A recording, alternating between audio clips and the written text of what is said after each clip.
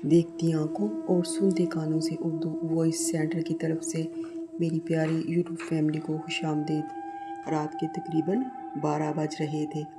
लाहौर के एक पुराने इलाके में रहने वाली अनाया अपनी छत पर बैठी आसमान को देख रही थी। सर्द हवा चल रही थी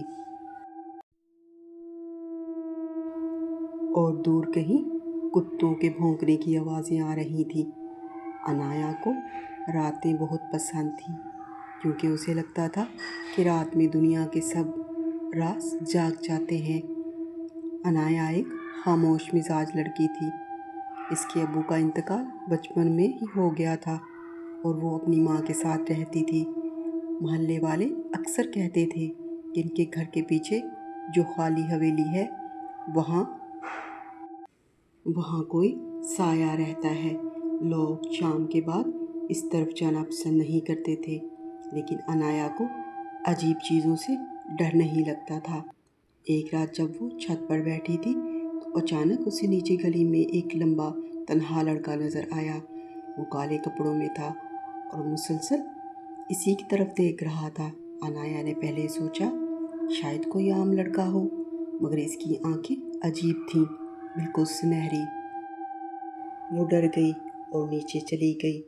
अगले दिन भी वही लड़का इसे मोहल्ले के करीब नजर आया, कभी दरख्त के नीचे, कभी सुनसान गली में, मगर जैसे ही अनाया करीब जाने की कोशिश करती वो गायब हो जाता।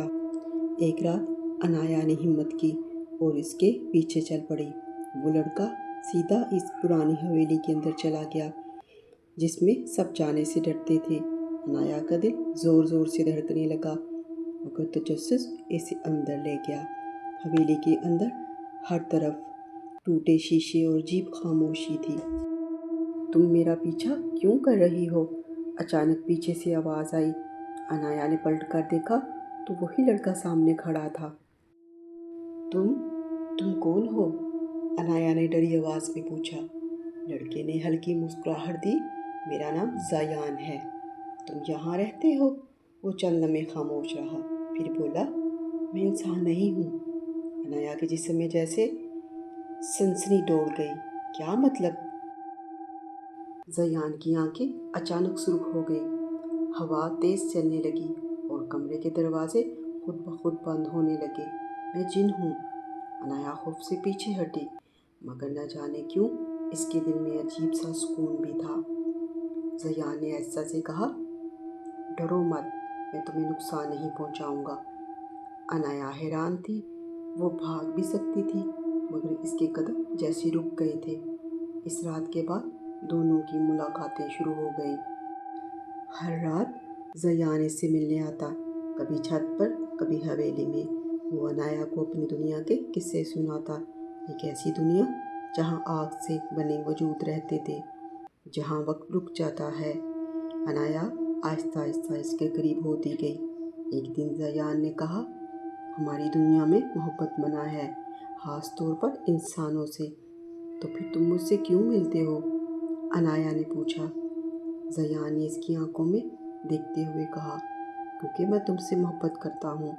अनाया के दिल की धड़कन रुक सी गई। वो जानती थी कि ये सब गलत और ख़तरनाक है, मगर दिल पर किसी का जोर नहीं होता। दोनों की मोहब्बत भड़कती गई, लेकिन फिर अजीब वाक़यात शुरू हो गए। अनाया की माँ अक्सर बीमार रहने लगी। घर में चीज़ें खुद ब खुद हिलने लगी। रात को किसी के चलने की आवाज़ें आती। एक दिन मोहल्ले की एक बूढ़ी औरत ने अनाया को रोककर कहा, इस साए से दूर रहो, वरना वो तुम्हें अपनी दुनिया में ले जाएगा। अनाया घबरा गई। उस रात उसने ज़यान से पूछा, क्या तुम मुझे नुकसान पहुंचाओगे? ज़यान खामोश हो गया। मैं नहीं चाहता, मगर मेरी दुनिया के लोग तुम्हें ज़िंदा नहीं छोड़ेंगे। क्यों? क्योंकि तुमने एक जिन से मोहब्बत की है। अनाया की आंखों में आंसू आ गए। तो अब क्या होगा? ज़यान ने पहली बार बेबसी से कहा, शायद हमें जुदा होना पड़े, मगर मोहब्बत कहाँ आसानी से ख़त्म होती है। अगली रात अनाया हवेली गई तो वहाँ अजीब मंजर था। चारों तरफ आग के शोले थे और कई साए ज़यान के इर्द गिर्द खड़े थे। इनमें से एक खौफनाक आवाज़ में बोला, इंसान लड़की को ख़त्म कर दो। अनाया खौफ से कांपने लगी। अचानक ज़यान इसके सामने आ गया। कोई इसे हाथ नहीं लगाएगा। हवा तेज़ चलने लगी, दीवारें लरजने लगी।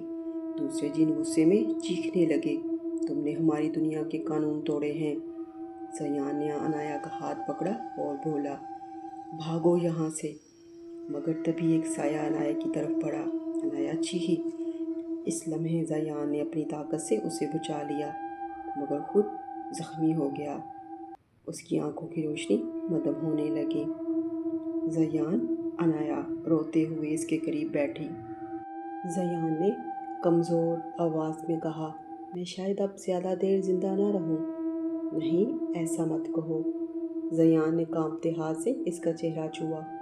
अगर अगली ज़िंदगी हुई तो मैं फिर तुम्हें ढूंढ लूँगा। इतना कहकर वो धीरे धीरे धुएं में बदलने लगा। अनाया ज़ोर ज़ोर से रोती रही और फिर वो मुकम्मल गायब हो गया। इस रात के बाद हवेली हमेशा के लिए वीरान हो गई। कई साल गुजर गए। अनाया हर रात अब भी छत पर जाकर आसमान देखती है और कभी कभी इसे दूर गली में दो सुनहरी आंखें अब भी दिखाई देती रहती हैं। अगर आपको ये कहानी पसंद आई है तो प्लीज़ कमेंट बॉक्स में अपनी राय का इजहार ज़रूर कीजिएगा और मेरे चैनल उर्दू वॉइस सेंटर को लाइक, शेयर और सब्सक्राइब करना ना भूलिएगा।